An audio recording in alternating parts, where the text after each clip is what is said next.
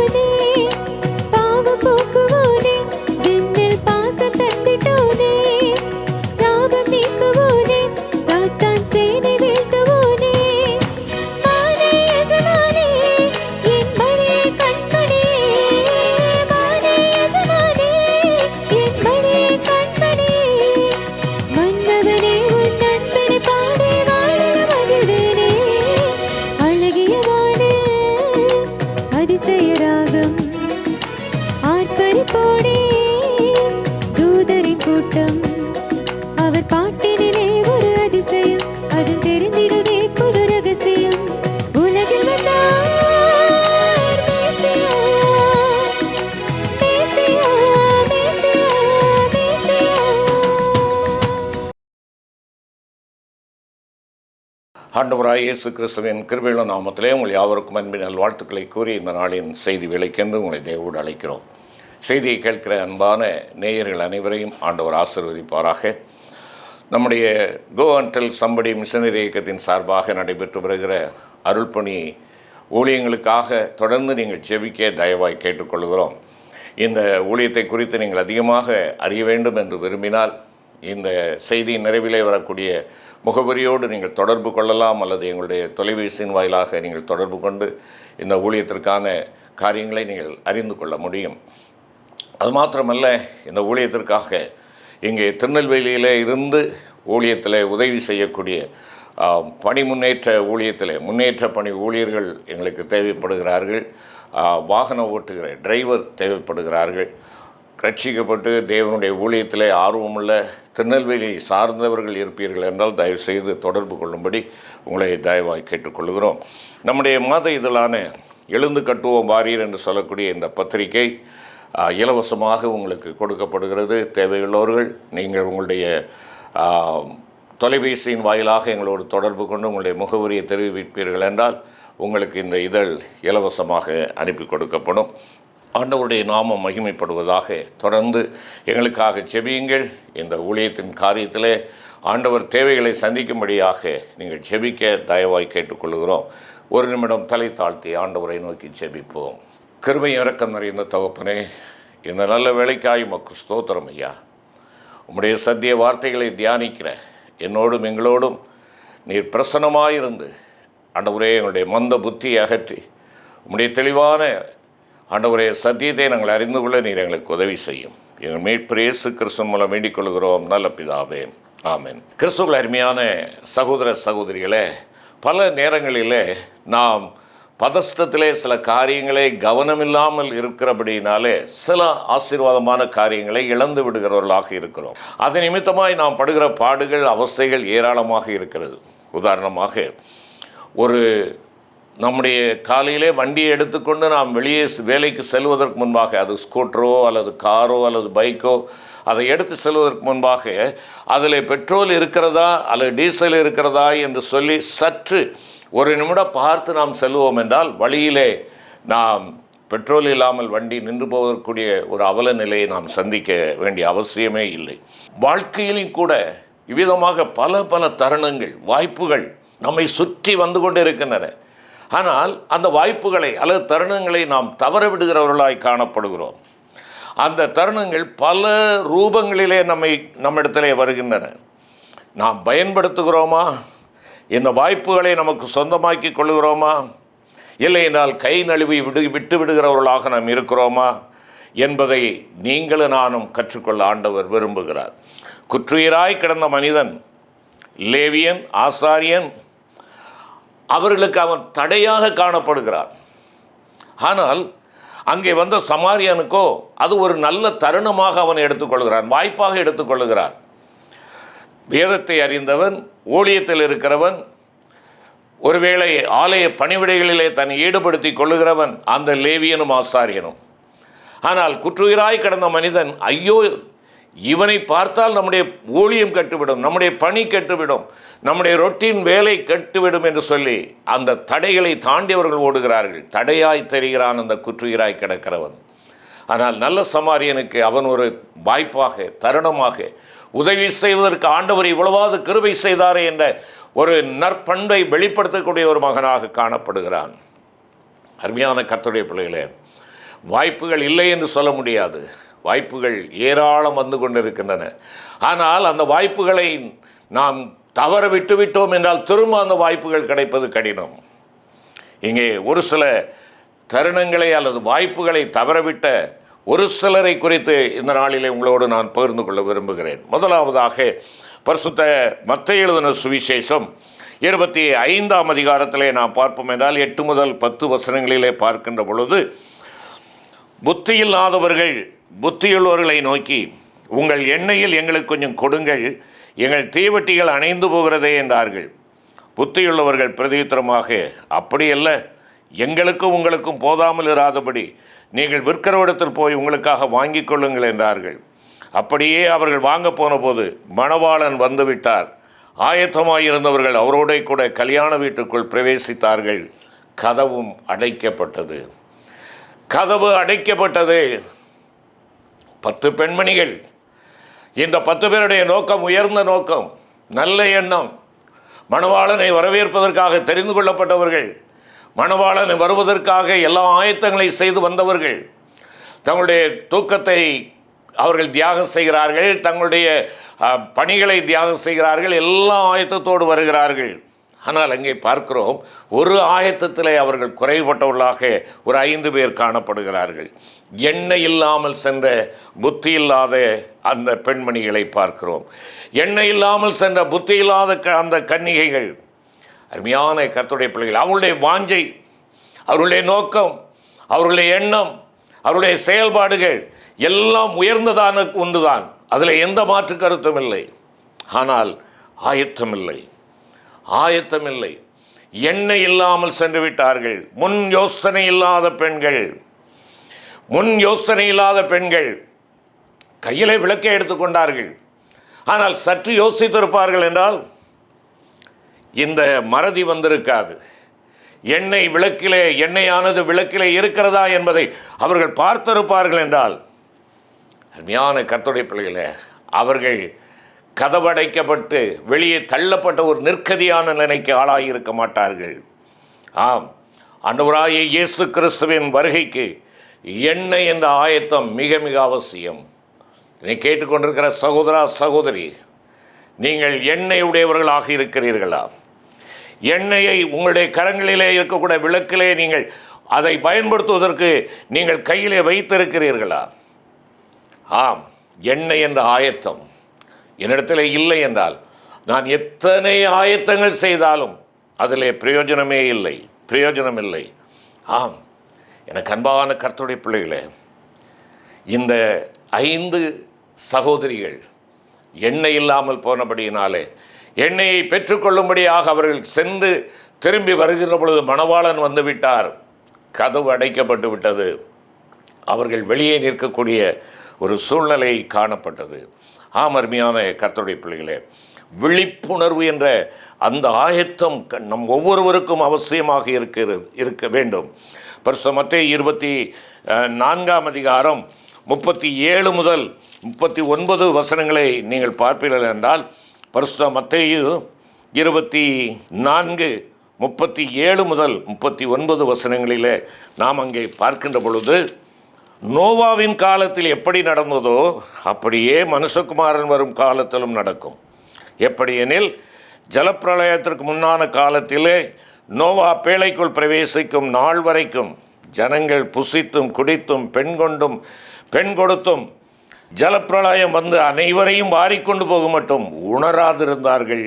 அப்படியே மனுஷகுமாரன் வருங்காலத்திலும் நடக்கும். விழிப்புணர்வற்றவர்களாக இருந்தார்கள், உணர்வற்றவர்களாக இருந்தார்கள். என்னை கேட்டுக்கொண்டிருக்கிற அருமையான கர்த்தருடைய பிள்ளையே, பாரம்பரிய கிறிஸ்தவனே, பல்லாண்டு கிறிஸ்தவனே, உன்னுடைய வாழ்க்கையிலே இந்த விழிப்புணர்வு இருக்கிறதா? ஆண்டவரை சந்திக்க வேண்டும் என்ற ஒரு நோக்கத்தோடு உன்னுடைய வாழ்க்கை அசைவுகள் எல்லாம் காணப்படுகிறதா என்பதை யோசித்துப்பார். ஏதோ வாழுகிறோம், ஏதோ ஆலயத்திற்கு செல்லுகிறோம், கடமைக்காக வாரம் ஒரு நாள் அங்கே நான் செல்லுகிறேன், சத்தியத்தை கேட்கிறேன், அது யாருக்கு கொடுக்கப்பட்டது என்பதை கூட உணராத நிலையிலே நான் இருக்கிறேன் அல்லவா?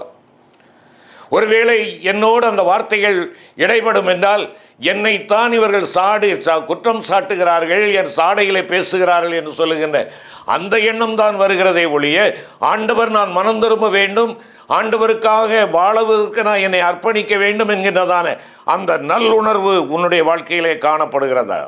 கேட்டுக்கொண்டிருக்கிற அருமையான கர்த்தருடைய பிள்ளைகளே, தேவனுடைய பிள்ளைகள் ஒவ்வொரு நாளும் ஆண்டவருடைய வருகை குறித்த ஆயத்தத்தை நினைவூட்டி கொண்டே இருக்கிறவர்களாக இருக்க வேண்டும்.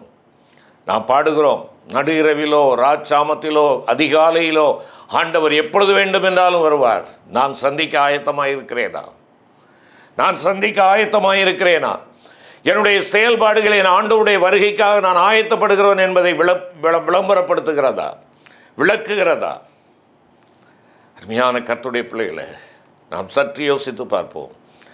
ஆலயம் செல்வதினால் அல்ல, காணிக்கை படைப்பதினால் அல்ல, நான் ஊழியங்களிலே பங்கு பெறுவதினால் அல்ல, என் ஆண்டவருடைய வருகை குறித்த நினைவோடு கூட அவருடைய வருகையிலே அவரை சந்திக்க வேண்டும், அவரை நான் முகமுகமாய் தரிசிக்க வேண்டும், அதை நான் இழந்துவிடக்கூடாது என்ற அந்த சிந்தையோடு நல்லுணர்வோடு கூட நான் காணப்படுகிறேனா?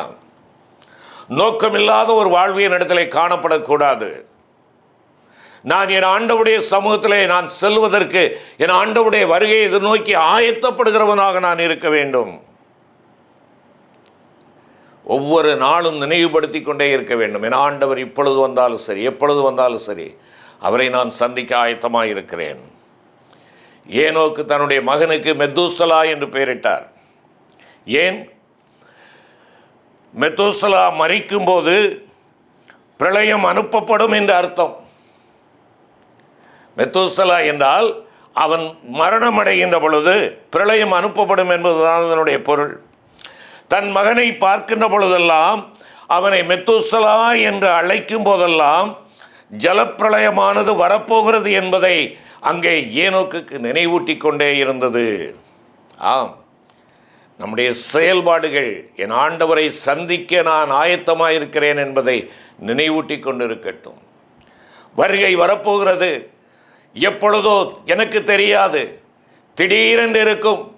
அந்த வருகையிலே என் ஆண்டவரை சந்திப்பதற்கு நான் விழிப்புணர்வோடு இருக்கிறேனா? என்னுடைய செயல்பாடுகள் அதை எனக்கு எச்சரித்து கொண்டிருக்கிறதா? ஆம், அருமையான கர்த்தருடைய பிள்ளைகளே, வருகையை குறித்து நினைவூட்டி கொண்டிருக்கின்ற விழிப்புணர்வு நமக்கு அவசியம். அடுத்தபடியாக இன்னொரு ஆயத்தம் இருக்கிறது. ஏற்ற வேளையில் எல்லா பணிகளையும் சரிவரச் செய்யும் உண்மையும் விவேகமுள்ள ஊழியக்காரனாக இருப்பது என்ற ஆயத்தம். ஆண்டவருடைய பிள்ளையாய் அழைக்கப்பட்டிருக்கிற நீயும் நானும் நம்முடைய கரங்களிலே தேவன் கொடுத்திருக்கிற எந்த பணிகளாக இருந்தாலும், எந்த உத்தியோகங்களாக இருந்தாலும், இவைகளை எல்லாம் உண்மையோடு சரியாக செய்யக்கூடியவனாகவும் விவேகமுள்ள ஊழியக்காரனாகவும் இருக்க வேண்டும் என்ற ஆயத்தம் இருக்க வேண்டும். விழிப்போடு கூட இருக்கிற ஒரு வாழ்வு, புத்தி தெளிந்த ஒரு வாழ்வு, எது சரி எது கெட்டது என்று சொல்லி பகுத்தறியக்கூடிய ஒரு வாழ்வு, அப்படிப்பட்ட ஒரு ஆயத்தம் நமக்கு இருக்க வேண்டும். பரிசுத்த மத்தேயு 24ஆம் அதிகாரத்திலே 45 மற்றும் 46வது வசனத்திலே பார்க்கின்ற பொழுது, ஏற்ற வேளையிலே தன் வேலைக்காரருக்கு போஜனம் கொடுத்து அவர்களை விசாரிக்கும்படி எஜமான் வைத்த உண்மையும் விவேகமுள்ள ஊழியக்காரன் யாவான். எஜமான் வரும்போது அப்படி செய்கிறவனாக காணப்படுகிற ஊழியக்காரனே பாக்கியவான். அருமையான தெய்வத்தின் பிள்ளைகளே, நீங்களும் நான் இந்த பாக்கியவான்களாக தேவன் என்னுடைய கையிலே கொடுத்த பணிகளை, வேலைகளை, உத்தியோகங்களை சரியாக உண்மையோடும் உத்தமத்தோடும் விவேகத்தோடும் செய்கிற ஒரு ஊழியக்காரனாக நீங்களும் நானும் காணப்படுகிறோமா? அது மிக அவசியம். இந்த ஆயத்தம் இல்லாமல் என் தேவனை நான் சந்திக்க முடியாது. என் ஆண்டவர் என்னுடைய கரத்திலே இந்த பூவுலகத்திலே கொடுத்திருக்கிற பணிகளை செவனே செய்ய முடியாத நான் என் ஆண்டவரை சந்திக்க முடியாது, அவருடைய வருகையிலே நான் அவரை பார்க்க முடியாது என்பதை நான் உணர்ந்து கொள்ள வேண்டும். அதாவது நம்முடைய வேலையிலே, நம்முடைய கடமையிலே, நம்முடைய பொறுப்புகளிலே உண்மையும் உத்தமமும் விவேகமும் காணப்பட வேண்டும்.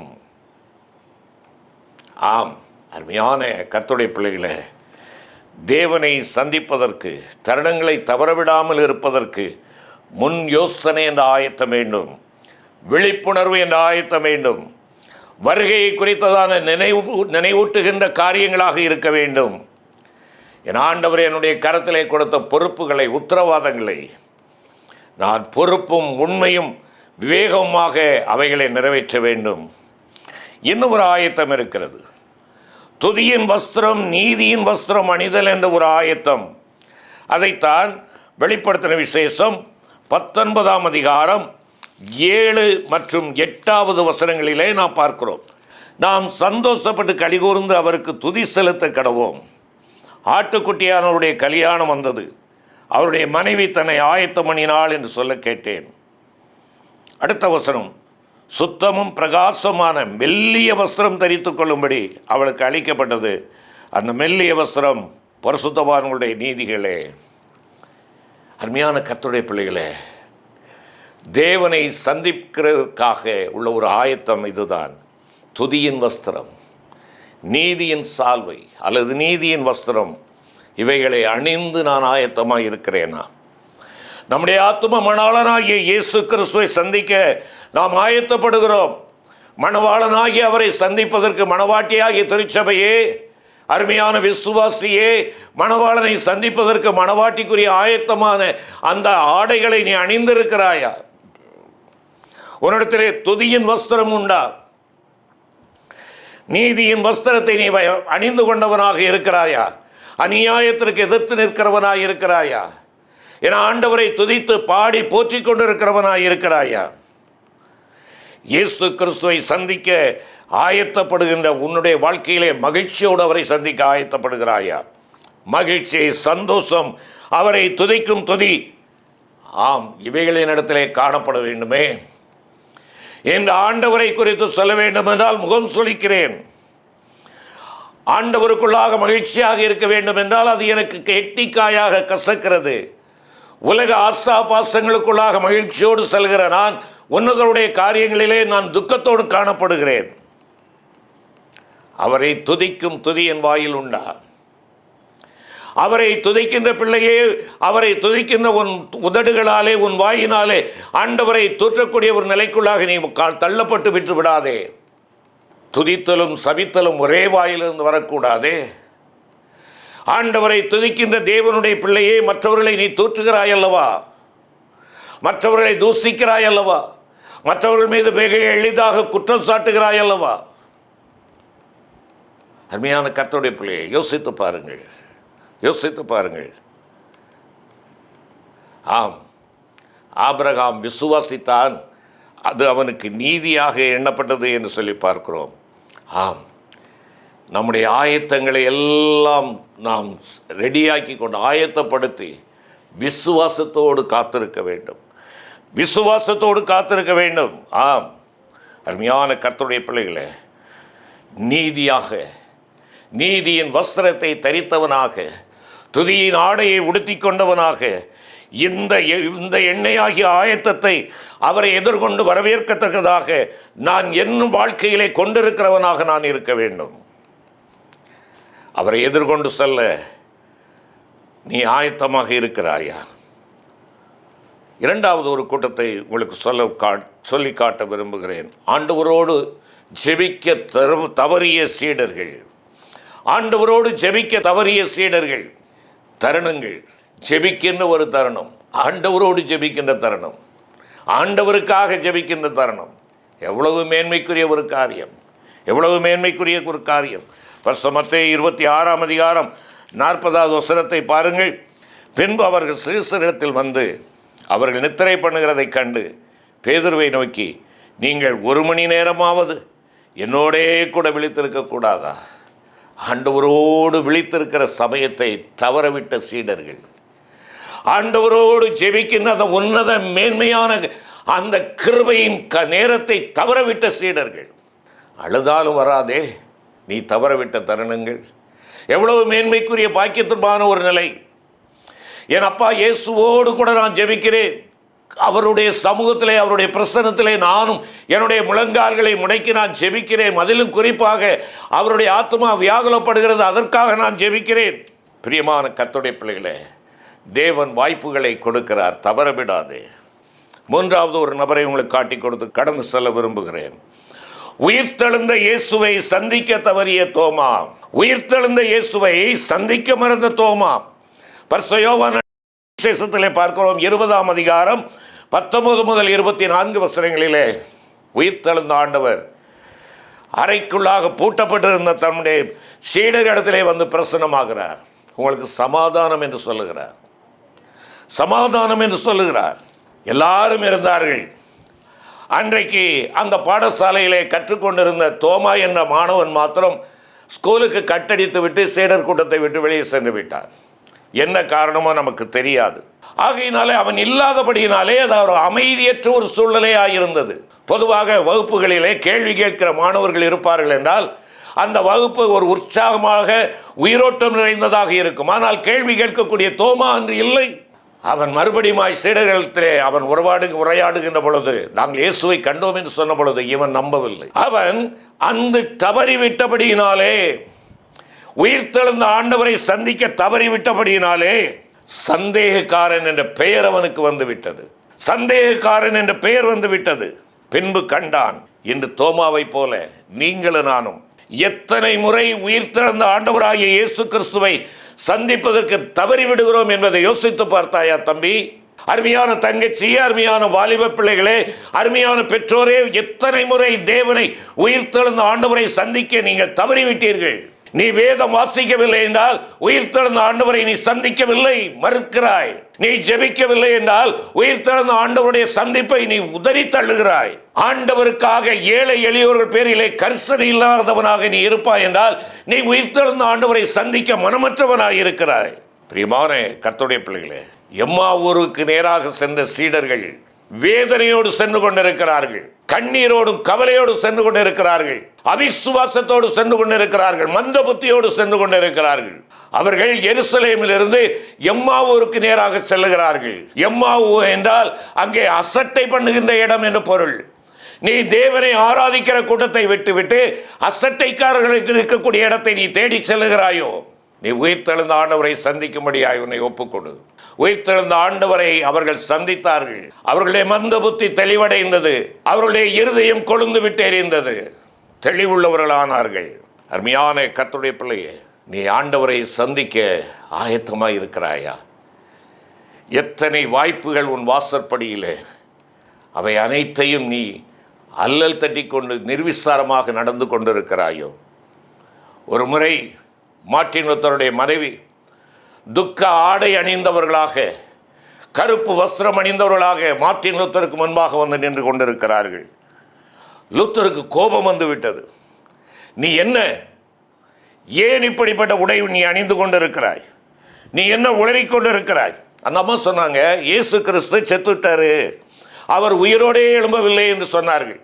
பைத்தியக்காரி மாதிரி பேசாத, என்ன நடந்தது உனக்கு? அப்பொழுது அவர்கள் சொல்லுகிறார்கள், உங்கள் முகத்தை பார்த்தால் இயேசு கிறிஸ்து உயிரோடு எழுந்த மாதிரி தெரியவில்லையே, ஏன் இந்த சாதாரண காரியத்திற்காக நீங்கள் துக்கித்து உங்களுடைய முகத்தை நீங்கள் வேதனைப்படுத்திக் கொண்டிருக்கிறீர்கள் என்று சொல்லி கேட்டார்கள். அருமையான கர்த்தருடைய பிள்ளைகளே, உயிர்த்தெழுந்த ஆண்டவரை நீ சந்தித்த அனுபவம் இருக்கும் என்றால் உன்னை சுற்றிலும் நெருக்குகிற எல்லா பிரச்சனைகளிலேயும் நீ உயிர்த்தெழுந்த ஆண்டவருடைய வல்லமையினாலே உன் முகம் பிரகாசிக்குவதை மற்றவர்கள் காண முடியும். கல்லுகள் வந்து விழுந்து கொண்டிருக்கின்றன, கற்கள் விழுந்து கொண்டிருக்கின்றன. ஆனால் அந்த உயிர் போகிற நேரத்தில் வானம் திறந்திருக்கிறதையும் ஆண்டவரை பார்க்கின்ற ஒரு மேலான சிலாக்கியத்தையும் அவன் முகம் தெளிவாயிருப்பதை மிகுந்த களிப்பாய் இருப்பதை ஜனங்கள் கண்டார்கள். ஆம், ஸ்தேவானுடைய மரண வேளையிலே உன் ஆண்டவர் செத்து விடவில்லை. உன் ஆண்டவர் உன்னை உயிர்ப்பிக்கிறவர். உன் ஆண்டவர் உன்னை தருணங்களை கொடுத்த அந்த தருணங்களிலே உன்னை தாங்கி ஏந்தி சுமக்கிறவர். ஆம் கர்த்தருடைய பிள்ளையே, அறை வீட்டிற்குள் பயந்திருந்தவர்கள் வல்லமையாய் தைரியமாய் அடிதடிகளுக்கு, இல்லை என்றால் வாள்களுக்கோ சிறைகளுக்கோ, இல்லை என்றால் கல்லெறிதலுக்கோ பயப்படாதவர்களாக அஞ்சாமல் இருந்தார்கள். காரணம், உயிர்த்தெழுந்த ஆண்டவரை சந்தித்தார்கள். உயிர்த்தெழுந்த ஆண்டவர் உன்னை சந்திக்கும்படியாய் வருகிறார். வாய்ப்பை தவறவிடாதே, வாய்ப்பை தவறவிடாதே. ஜெபிப்போம். கிருபை நிறைந்த ஆண்டவரே, எங்கள் வாசற்படியிலே இருக்கக்கூடிய தருணங்களை நாங்கள் அநேக முறை காலால் உதறி எரிந்துவிட்டு செல்கிறவர்களாய் காணப்படுகிறோம். ஆண்டவரே, நாங்கள் ஆயத்தத்தோடு இருக்கிறவர்களாகவும் உம்மோடு கூட ஜெபிக்கிறவர்களாக இருக்கத்தக்கதாகவும், ஆண்டவரே, உம்மாலே உம்மை சந்தித்தவர்களாக உம்மாலே ஒரு சேனைக்குள் பாய்ந்து செல்லக்கூடிய அந்த உன்னத அனுபவத்தை பெற்றவர்களாய் காணப்படவும் நீர் எங்களுக்கு கிருபை செய்வீராக. மீட்பர் இயேசு கிறிஸ்து மூலம் வேண்டிக் கொள்கிறோம் நல்ல பிதாவே. ஆமென்.